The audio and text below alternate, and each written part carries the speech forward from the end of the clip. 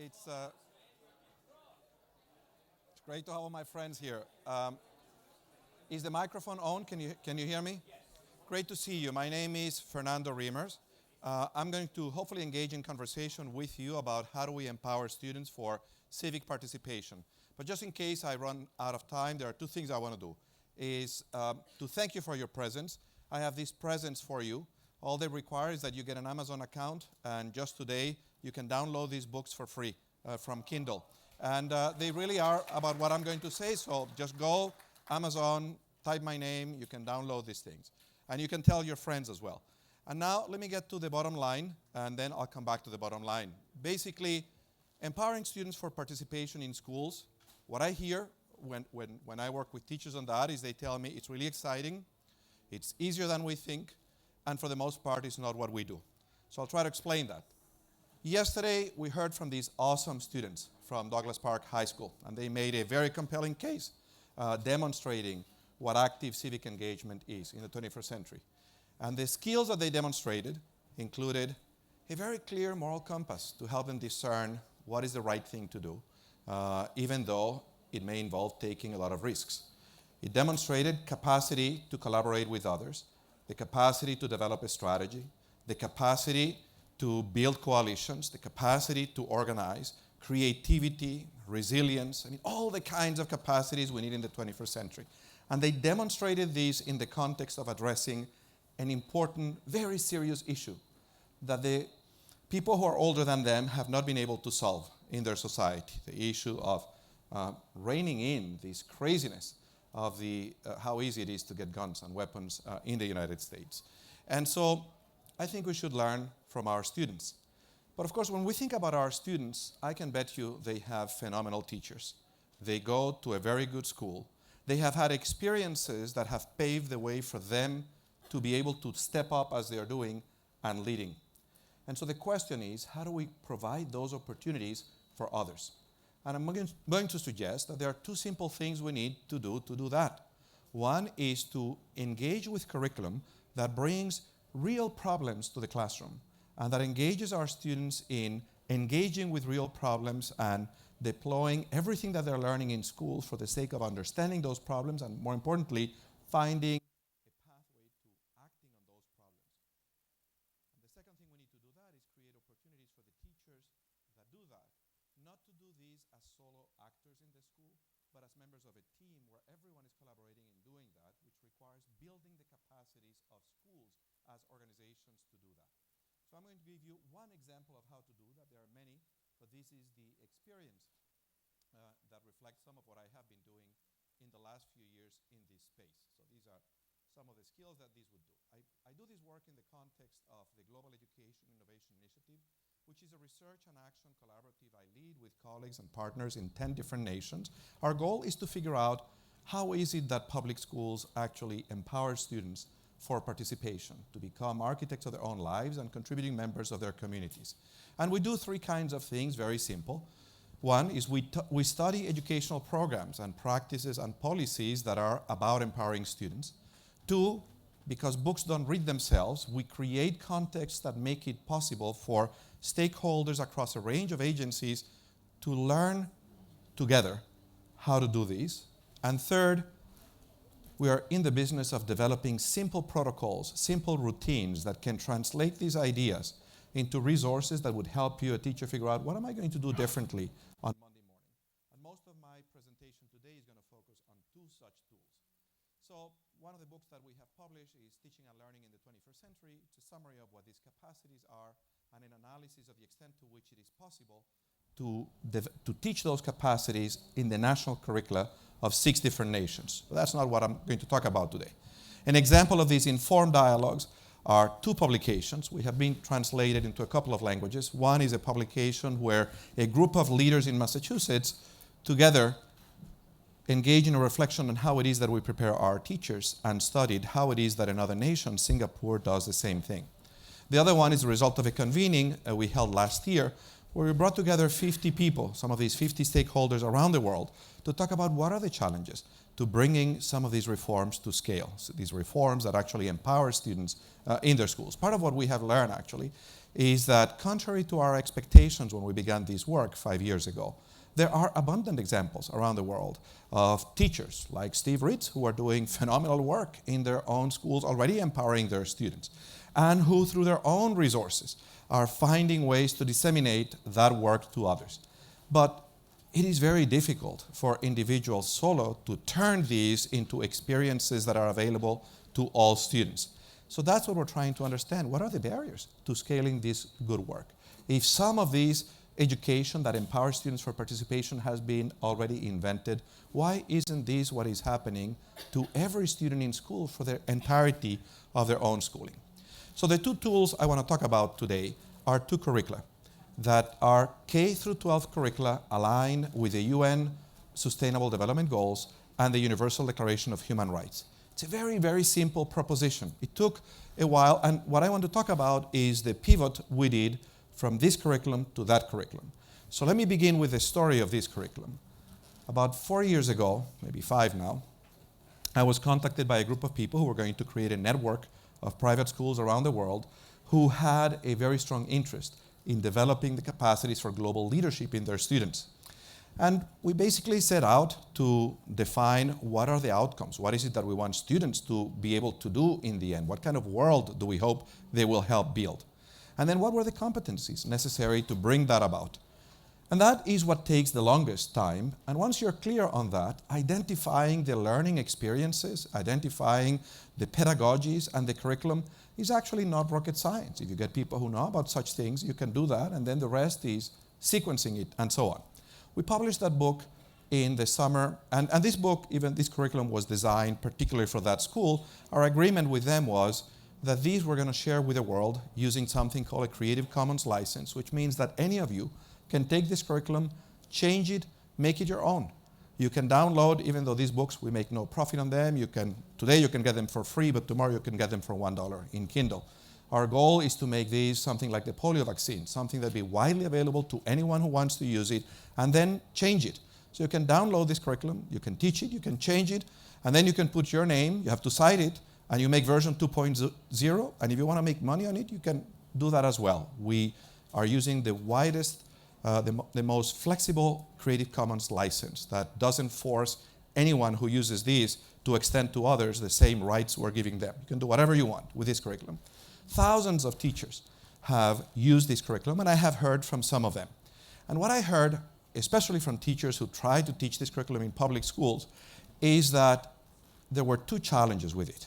One, when we designed this curriculum, we designed this for a school with the understanding that we were creating a new subject called the World Course, and they were going to devote 8 to 10 hours a week from kindergarten to high school in their school every week. I had in a neighborhood next to the city of Cambridge, where I work, the superintendent got extremely excited. The district is called Watertown. And she had all the teachers read this curriculum. We spent a day working with the teachers. And then a few weeks later, I heard from the teachers and they said, this is fantastic, but we don't have an empty 10 hours every week for this new subject. So we have to figure out how to retrofit this curriculum into the subjects that we have, because we don't have the freedom to eliminate any of these subjects. The second feedback we received from many of them was, this is really challenging, but this curriculum presumes that we teach some things that we don't know ourselves. For example, demography, conflicts among nations, and things of this sort. And so part of our premise was, well, you're going to learn with your students. This project-based curriculum is not designed so the teacher is leading all the time. You can learn together. But obviously, in order for teachers to feel comfortable, even in the role as partners, they would need opportunities to themselves learn about that. So we went out back to the drawing board and we said, we need to make it simpler. One of the things we have learned as we study the challenges to scale is that simple scales better than complicated. And the question was, can we produce this curriculum with the same goals, the same pedagogy, in one lesson per grade? And I know it was a difficult challenge. 36 of us worked on that, and we failed. But we're able to produce a version of that curriculum in 5 lessons per grade, a total of 60 lessons. Now that's this curriculum, titled Empowering Students to Improve the World in 60 Lessons. And it's essentially the same spirit, the same SDGs, the same human rights, and then the same framework of competencies that we hope students would gain in a series of 5 lessons per grade that will get you there. Well, guess what? The first one was very well received by thousands. This is now received by a factor of 10. And what has happened is both of these books have been translated by teams of teachers in different nations very, very quickly. And so these books are available in several languages. This one is available in Portuguese and Spanish and Chinese.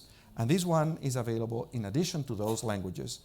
It's been translated in Arabic, Turkish, and we have a version in Italian coming up quickly. And the fact that there are teachers embracing these things so quickly and saying, I can't wait, we need to translate it and adapt it, is telling me that this is serving some people's needs, some teachers' needs.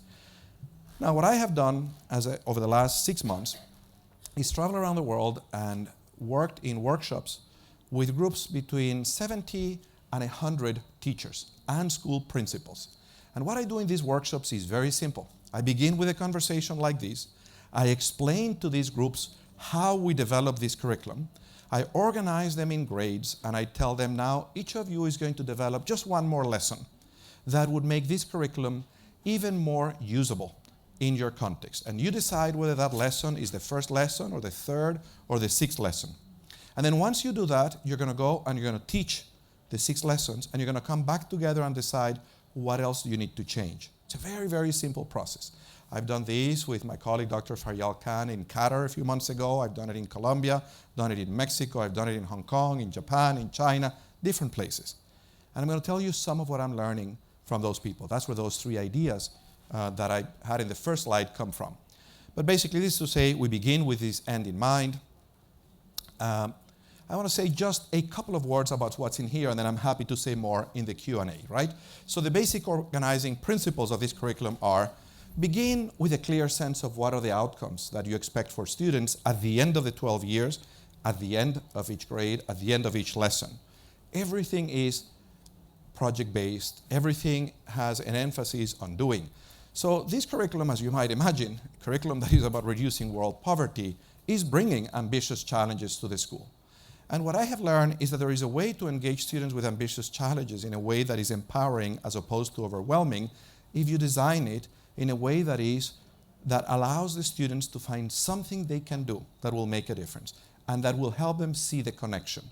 Now, this connection between local and global is key. Oftentimes, when I talk to groups about this, they say, but is this curriculum to make global citizens at the expense of developing local citizenship? And at the beginning, I had a hard time understanding the question, but I've been working on these issues for a long time. I think for people who haven't, they might think it's either or. And when you spend a little longer, you realize that local and global are totally intertwined. This is exactly the point. And the point of a curriculum aligned, these goals, the Sustainable Development Goals, are not goals for another planet, are goals for this world that connect to what happens in our own communities. And the point of this curriculum is to help students understand these connections and discover these connections as they begin to act, to do something that helps to advance these goals in their own communities. So the emphasis is on doing, on active learning. As you might imagine, the learning goals aren't just knowledge or content, but skills, attitudes, or what calls some dispositions. Every year concludes with a capstone. So these are year-long experiences. Even the 5 lessons are designed to lead the students to producing something. And what they produce may be very simple. For the kindergartners in the World Course, it's a puppet show. And the theme of year 1 is there is beauty in diversity, in cultural diversity. And they have to produce a puppet show that demonstrates they understand that. And this is a puppet show for their class and for their parents. And in grade 8, they create a business plan for a company. And they produce a company that demonstrates they can think about how do you manufacture chocolate and supply chains and connections between local and so on. And in grade 9, the students create a social enterprise. So the capstone progresses as the students advance in understanding, but there's always an emphasis in delivering something. There is, of course, an effort to make sure that these themes are coherent. These are not little bits and chunks, but there is a connection, a continuity within grades and across grades. This is all about interdisciplinary units. This is not, sometimes I hear people who say, well, but these global competency skills, these 21st century skills, are they at the expense of knowledge? And again, I don't understand the question. I mean, you need content knowledge to solve these things, but you can't stay with content knowledge. You don't end with content knowledge, right? So the units are interdisciplinary. There is, as I mentioned, new domains. And the main theme is to foster agency. The main theme is to inspire students and to build their confidence and their capacity to look at some of these big problems and ask not, why do they happen, but what can I do about them? And to get them to actually do it. And as they do it, build the competency as change makers. So there's a lot of emphasis in learning from what works, developing an innovative and entrepreneurial spirit. Parents and community members are resources. The emphasis is in developing the range of skills I talked about at the outset. Focus are these global challenges, connections between global and local. We engage students with the complexity of some of these issues. The curriculum is age appropriate, but it's not infantilizing. When we're developing this curriculum, and the first group of teachers were getting ready to teach that, they said, but you can't teach second graders about poverty. And we said, why not? Do you think they're stupid? You don't think they look out the window of their cars and see people who are homeless? You have to teach them about poverty in a way that helps them discover what can they do about the issue. The curriculum goes always from the personal and immediate to more abstract and distant.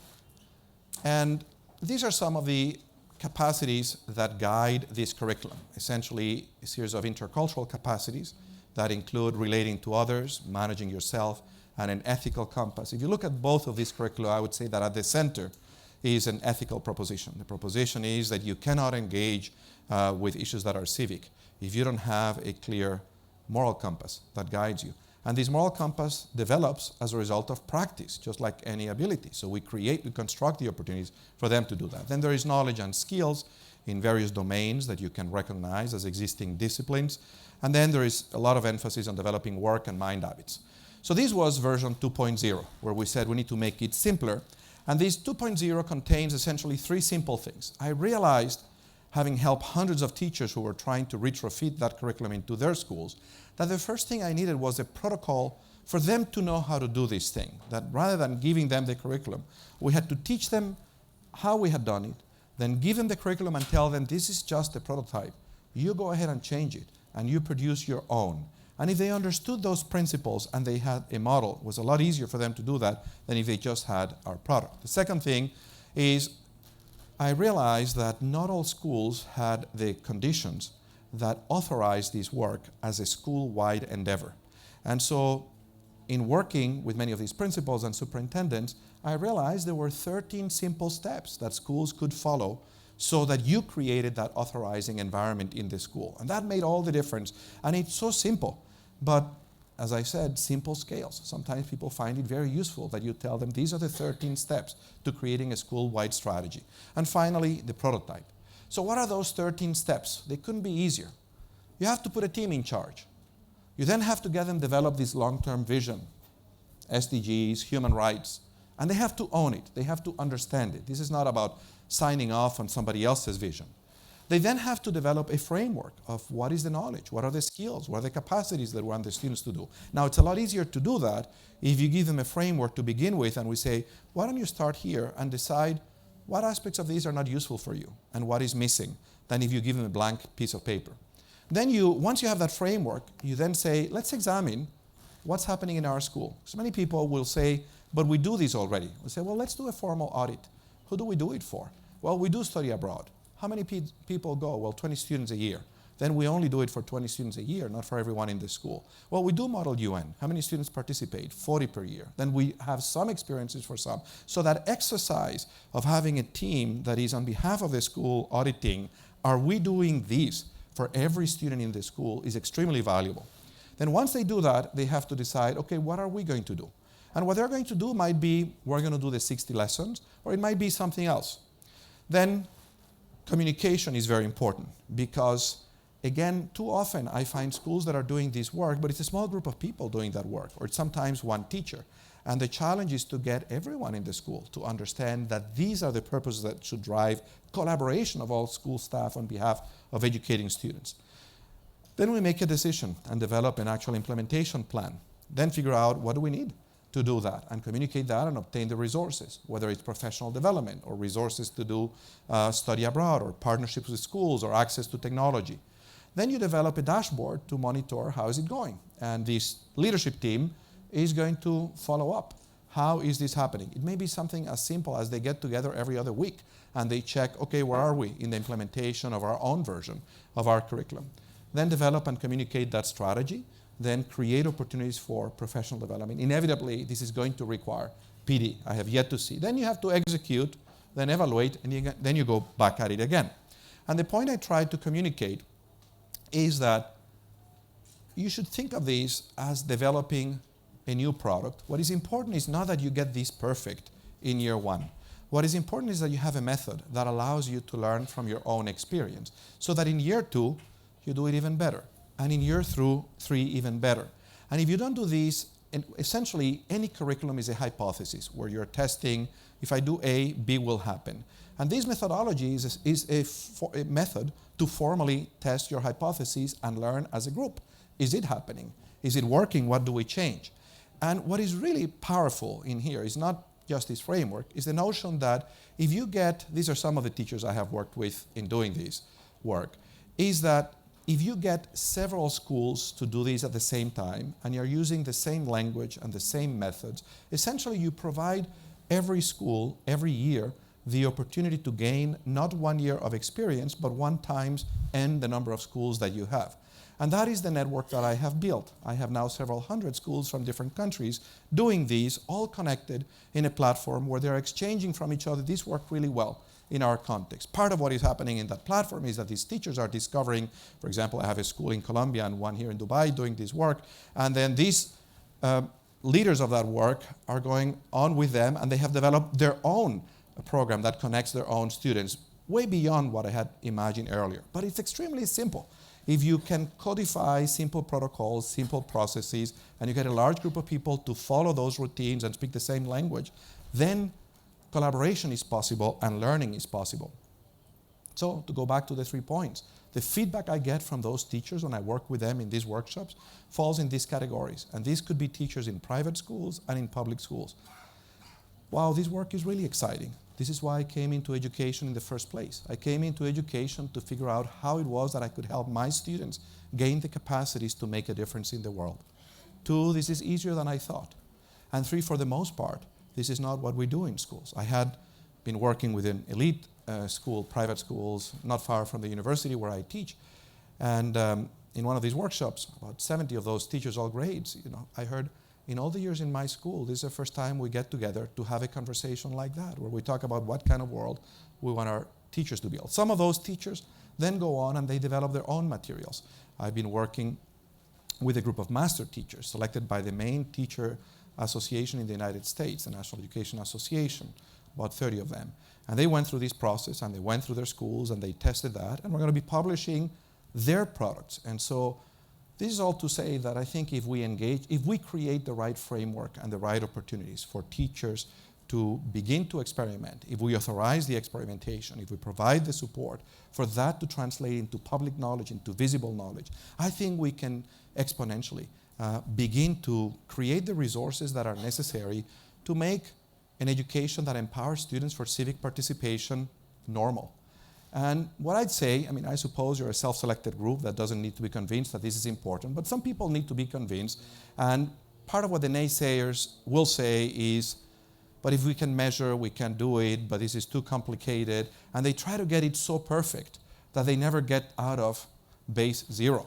And my invitation, my response to all of them is, you know what, just do it. It doesn't have to be perfect the first time. Just do it and make sure you learn from it, so that you can do it better the second time. Thank you. I'm happy to take a few questions.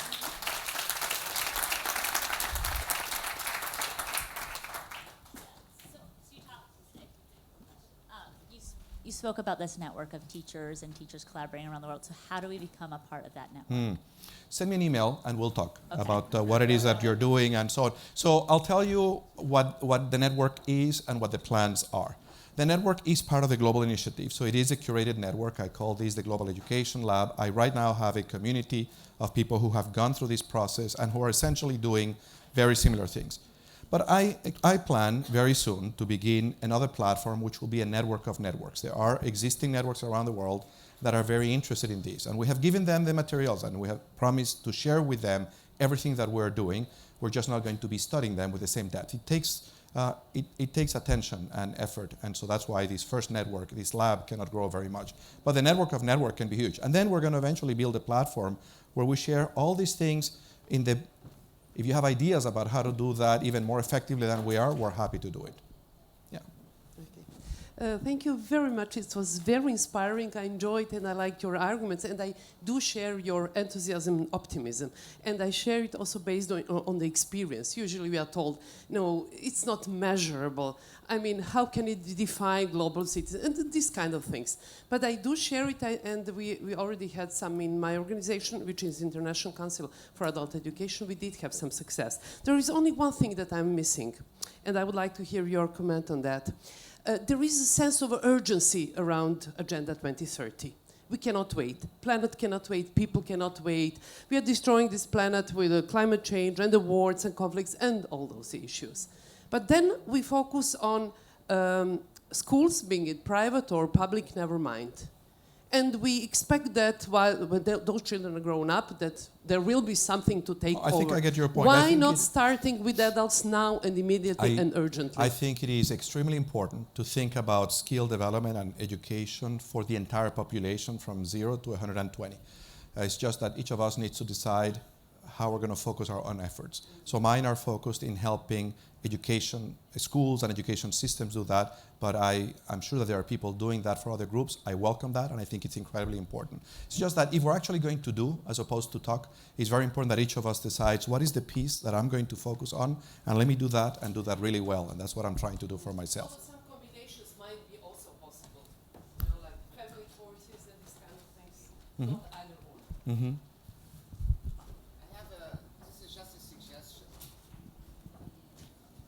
This is suggestions. I think as a group and as a network become bigger and expanded to different countries, you have more power to lobby the governments to adopt such a curriculum into their own national curriculums. Because I have a painful experience trying to lobbying government to include emotional, social, and positive intelligence in there, and after 10 years, I haven't got very far. But you raise a very good point. It is not my aspiration to lobby, but to demonstrate what is possible. And so far, what I am finding is that if you demonstrate what's possible, governments are interested. I was recently in China. The Ministry of Education is extremely interested in what we're doing. They have said, we want this book in every school. I've said, you can have it.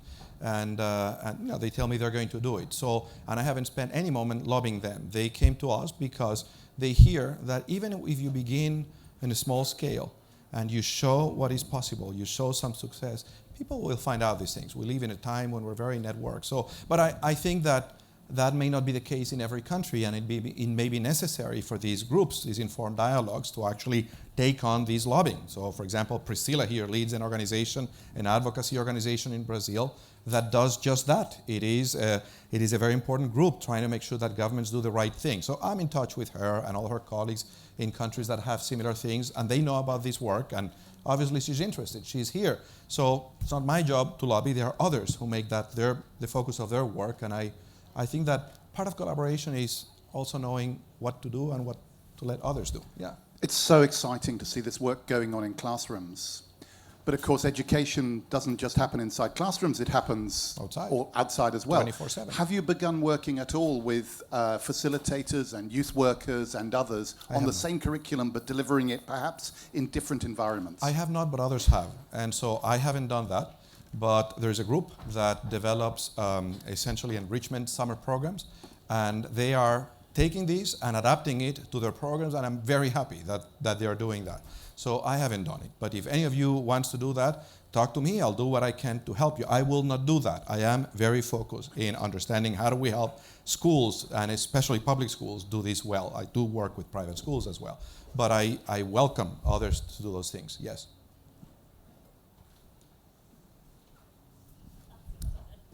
How about if we hear from another voice, and then we come back to you? Yeah. I just needed, I really want to implement it in a school in India. In fact, a group of schools, GEM schools actually. can we So there are already also- GEM schools implementing They some of that they in Dubai. Do you know about I that? look after professional development for GEMS India. So, and I would love to implement this in our schools. I do know that given the way some of the schools are, which are some very low-cost schools also, apart from the typical GEM schools, we would need a lot of help on professional development. Do you also somewhere provide some kind of help? No, we No. can't. Or We're a small group, but we can help. Part of what is happening as the network grows is that we can help you identify. So I would say right now there is a principal of a GEM school in Dubai who is delighted with this thing. She's one of the most active members of my platform. She's the one who's connected Is there a way to this call. I can introduce you to connect her, and, and then she might be able to help you. So I will not do that, but I'm very, very happy to help people No. make those connections. Oh, so they I do. would be happy to create resources and create further teams around it within GEMS, but I would need support. Good. Please help. Yeah, of course.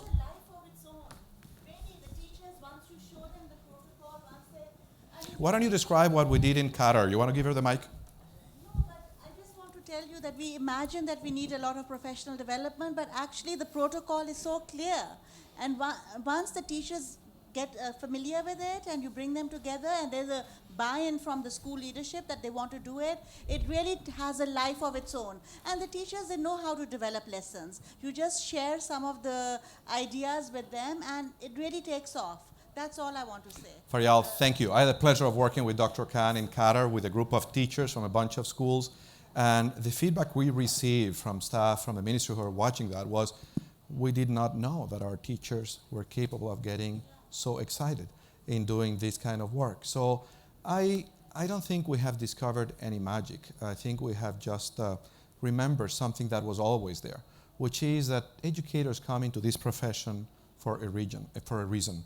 And sometimes those reasons are big and ambitious reasons. And there is something in how we structure the work that emasculates them from those clear purposes. And I think if we can construct an opportunities to tap into those motivations and then provide the support which often comes from being in professional communities, we can get them to do incredible things where they will say, this is really exciting, it's easier than we think, and it's not what we normally do in schools. So on that note, I'll just ask you to please just do it. Thank you so much.